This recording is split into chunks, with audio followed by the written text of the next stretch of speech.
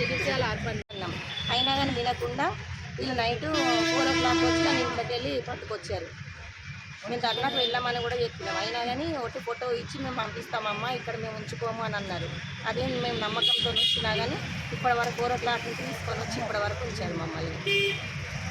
Bus ఎక్కుదామని నిలబడ్డ తర్వాత ఈయన ఎడిపోతుంది అని నన్నే ఫాలో అయ్యి వెనకొచ్చి నటరాజ్ చౌరస్తా కానీ ఎక్కించేస్తుంది.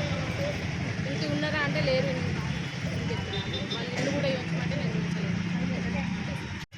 Thank you madam. మేము నైట్ 3:30కు వచ్చినాం సార్ బస్ స్టాండ్కు. మమ్మల్ని అక్కడి నుండి పట్టుకొని వచ్చేసారు.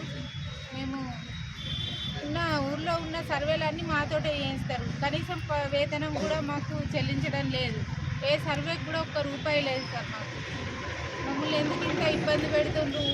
మొత్తం అన్ని సర్వేలు మాతోటే చేయిస్తుంది సార్. లెప్రసీ సర్వే అని ప్రతి ఒక్క సర్వే మాతోటే. మేము చేసే సర్వేలకు మాత్రం ₹1 కూడా లేదు సార్. ఎగ్జామ్ డ్యూటీలని ఎగ్జామ్ డ్యూటీలకు మేము ఉపవాసాలు ఉండు. మాకు ఒక టిఫిన్ తెచ్చిన వాళ్ళు లేరు, ఒక భోజనం పెట్టిన వాళ్ళు లేరు, కనీసం డబ్బులు కూడా ఇయ్యరు ఎగ్జామ్ డ్యూటీస్. అసలు ఒక్కరోజు లీవ్ కూడా ఉండదు సార్ మాకు. ఎందుకు మమ్మల్ని ఇంత టార్చర్ పెట్టుడు వీళ్ళు? కనీస వేతనం ఫిక్స్డ్ జీతం 18,000 చేయాలి ఖచ్చితంగా సార్ మాకు.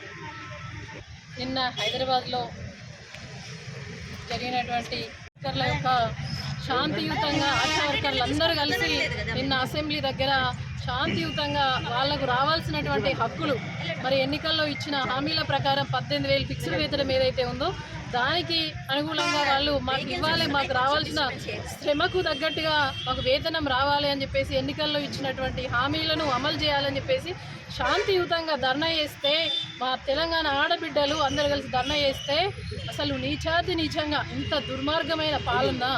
ఒక మగ పోలీసులు మా ఆశా వర్కర్ల తల్లులను వ్యాన్లో ఎక్కించి కొంగులు లాగడం, చీర లాగడం, ఎక్కడ పడితే అక్కడ ముట్టుకోవడం అనేది దీన్ని పూర్తిగా కూడా తీవ్రంగా ఒక మహిళగా ఖండిస్తూ ఉన్నాం. అసలు వాళ్ళు ఏం పాపం చేశారని ఆడవాళ్ళని అట్లా ముట్టొచ్చా?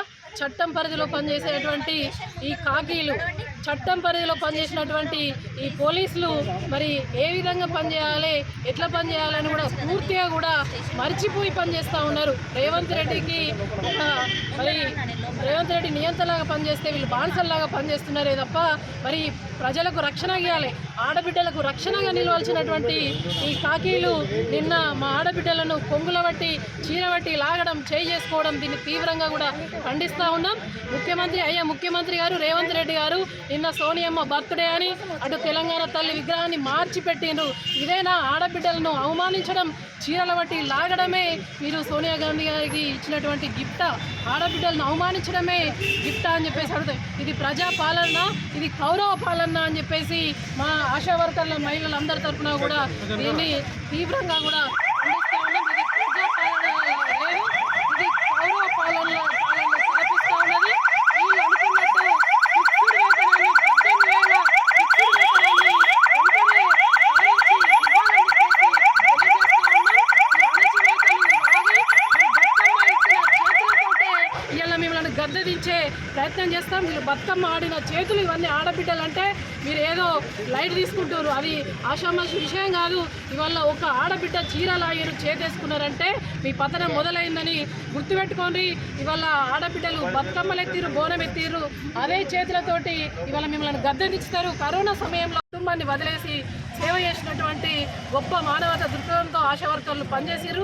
ఆనాడు కేసీఆర్ గారు గొప్ప కడుపులో పెట్టుకొని చూసుకున్నారు. మీరే చెప్పారు కదా ఎన్నికల్లో మరి హామీలు 18,000 ఫిక్స్డ్ వేతనం ఇస్తామమ్మా, నేను రాగానే 9వ తారీఖు అని అన్నాడు. సంవత్సరం అయింది కాబట్టి ఓకే కాబట్టి వాళ్ళు ఇలా ధర్నా చేస్తే ఇంత ఘోరంగా అవమానించడం ఇది కౌరవ పాలన తలపిస్తూ ఉన్నది, తగదు.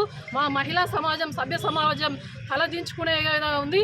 ఇది పూర్తిగా కూడా మరి దీన్ని తీవ్రంగా కూడా ఖండిస్తున్నాం. ఇది మరొకసారి జరిగితే బాగుండదు. తెలంగాణ సమాజం అంతా కూడా అగ్నిగుండమై మిమ్మల్ని గద్దె దించే వరకు కూడా మేము ఊరుకోము. మా ఆశా వర్కర్ల పక్షాన మేమందరం కూడా బీఆర్ఎస్ పార్టీ అండగా ఉంటుందని చెప్పేసి తెలియజేస్తూ ఉన్నాం. వీళ్ళను కూడా శాంతియుతంగా మరి నిన్న జరిగిన దానికి మా ఆశా వర్కరు తోటి ఆశా వర్కర్కి జరిగితే వీళ్ళకి జరిగిన అవమానమే కదా. వీళ్ళందరూ కూడా మార్నింగ్ 4 గంటలకు హైదరాబాద్ వెళ్తే బస్సుల నుంచి ఇండ్ల నుంచి లాక్కొచ్చి అరెస్ట్ చేసి పప్పుల 3 గంటల నుండి మొదలుకొని ఇప్పుడు దాదాపు 10 గంటల వరకు పోలీస్ స్టేషన్లో ఉంచుతున్నారు. ఒక్కొక్కరికి జ్వరం వచ్చి బాధపడుతూ ఉన్నారు. కనీసం మంచినీళ్ళు లేవు, కనీసం టిఫిన్ లేదు. కాబట్టి ఎంత ఘోరంగా ప్రవర్తిస్తున్నారు. దయచేసి పోలీసు వాళ్ళను రిక్వెస్ట్ చేస్తూ ఉన్నాం. మానవత దృక్పథంతో ఇలా అధికారం ఎవరికి శాశ్వతం కాదు. ఇవాళ ఈ గవర్నమెంట్ ఉంది, నెక్స్ట్ ఇంకో గవర్నమెంట్ వస్తుంది. కొంచెం చట్టం పరిధిలో మీ పని మీరు చేసుకునే విధంగా పనిచేయండి తప్ప మా ఆడబిడ్డలను పోసుకోకండి అని చెప్పేసి వలుపుతా ఉన్నాం. ఇదే మీ రాజ్యం, ఇదే మీ రాజ్యం, దొంగల రాజ్యం, దోపిడీ రాజ్యం. ఇదే మీ రాజ్యం, ఇదే మీ రాజ్యం, దొంగల రాజ్యం, దోపిడీ రాజ్యం. ఇదే మీ రాజ్యం, ఇదే మీ రాజ్యం, దొంగల రాజ్యం, దోపిడీ రాజ్యం. జై తెలంగాణ, జై తెలంగాణ, జై తెలంగాణ, జై తెలంగాణ.